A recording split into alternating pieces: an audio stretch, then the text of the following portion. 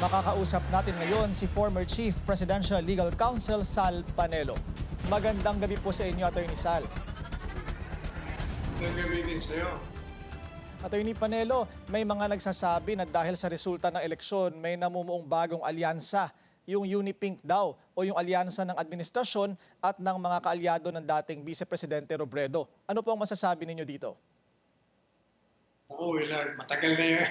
Matagal lang nabuo yan. Diba, nagsimula yan doon sa pagbanat ng mga kaliwa. Mga identified sila. Pati yung nagsama-sama, pati yung sa Dilao, nung binabanatan nila si Daysara doon sa issue ng confidential funds. Doon lang nagsama na sila. O ngayon, obviously, lalong pinatitingkad nila yung pagsasama nila. Kasi kinuha nung yung dalawang Dilao ni Speaker para sumama doon sa prosecution team.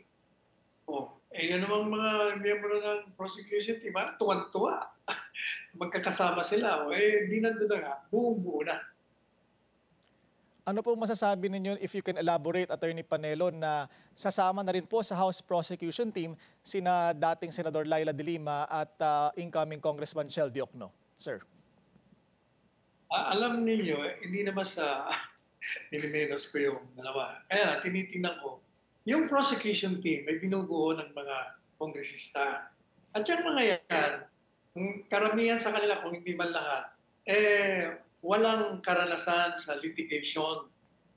Samantalang itong mga abogado ni Daysara, mga bata pa, pero araw-araw nasa hukuman. Mga litigator talaga. Tapos, sasamahan ng dalawa. Itong dalawa naman, matagal nang wala sa practice. Kumbaga, yung isa, nag-specialize lang sa election law. So, sa tingin natin, mahina yung grupo. Attorney Panelo, meron ho ba kayong role na ipi-play dito sa nalalapit na impeachment trial ni VP Sara? Tutulong ho ba kayo sa kanyang defense team? Matagal ko na pinagtatanggol naman yung mga Duterte. So, kalabisan na siguro kung papasok pa tayo dyan. Alright. Attorney, talakayan naman natin ngayon yung naging desisyon ng Court of Appeals na sinasabing null and void ang kanilang naunang hatol doon sa kaso ni dating Senador De Lima doon sa kanyang drug-related case. Hindi ho ba pag acquitted ng isang akusado ay hindi na maaaring i-overturn ito dahil doon sa prinsipyo ng double jeopardy? Alam mo, sa general rule, tama yan. Hindi mo pwedeng i-overturn. Pero may exception to the rule at marami ng kaso Korte Suprema dyan. Halimbawa, merong deprivation of due process, merong mistrial, kaya may grave abuse of discretion. Kasi sa saligang batas natin, napakaliwanag na sinasabi na kailangan yung desisyon ng isang hukuman must state clearly the facts as well as the law kung bakit ka nag-aabserto o kung bakit ka nagpupunbik. Yun ang pinuna ng Court of Appeals. Kasi napakalabo ng desisyon, like yung sa recantation ng testigo.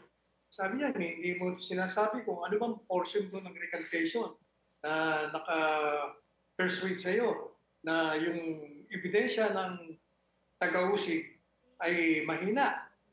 Kaya mo ina-absuelto. Masyadong malabo. Isa pa, alam mo, sa akin from the very beginning kasi, nang lumabas ang desisyon na yan, pinulaan ko na at pinuna ko na ang hukuman. Katunayan, ako ang nagmungkahi sa gobyerno noon na mag-file kayo mag-apila kayo sa Korte Suprema. Dahil kahit na sinasabi na may double jeopardy, may mga exceptions to rule. At kaya itong ginawa nyo na rito, alam mo, hindi ba sinasabi ng hukuman na ang dahilan ng acquittal ay dahil bumaliktad yung testigo, si Ragos. Yun lang ang kanyang naging basis. Pero alam po ninyo, yung recantation ng testimonya, yun hindi pinapakinggan, hindi binibigyan ng pagpapahalaga ng hukuman yun.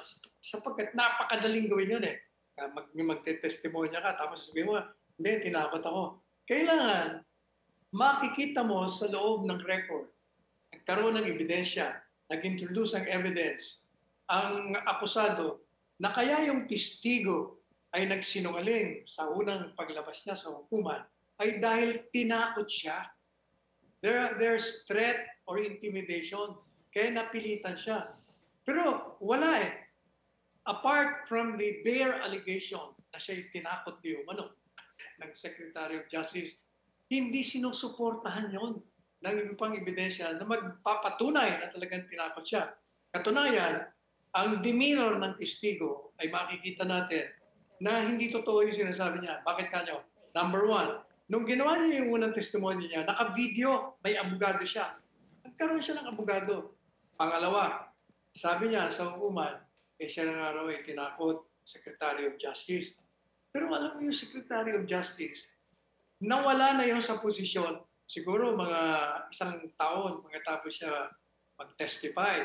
And yet, nagsawalang kibo siya sa halip. Alam mo bang ginawa niya? Abay, nag-testify pa siya sa Kongreso ng 2 beses. Kung hindi ako nagkakamali, 2 o 3 beses. At nakita natin na talagang pinanindigan niya yung testimonya sa unang pahayag niya sa hukuman. Pangatlo, excuse me, alam mo, 5 taon na nahimik siya. Wala na yung kinakatakutan niya. He had all the opportunity at ang akusado, yung mga abogado noon, dapat prinisita na nila yun. Pero hindi, pinatagal nila, umabot ng 5-6 na taon, saka lang sila nagsalita. O kaya hindi kapanipaniwala.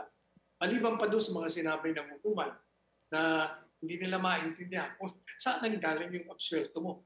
Dahil hindi mo sinunod yung mandato ng saligang batas na kailangan malinaw yung mga kalakaran na pinagbatayan mo at pati ng batas na pinagbatayan mo kung bakit mo ina-absuelto yung akusado. Pero Attorney Sal, ngayon pong pinare-remand ng CA ang kaso sa RTC. Tingin niyo ho ba may pagkakataon ng RTC na i-cure itong sinasabing hindi pagpapaliwanag sa kanilang desisyon? Alam mo, natatawa nga ako kasi sinasabi nila, unang-una daw, hindi naman daw ni-reverse. Di ba yun nasabi ng mga abogado? Hindi naman ni-reverse yung mga people. Wala naman sinasabi niyang the acquittal is reversed, Jesus Maria Jose.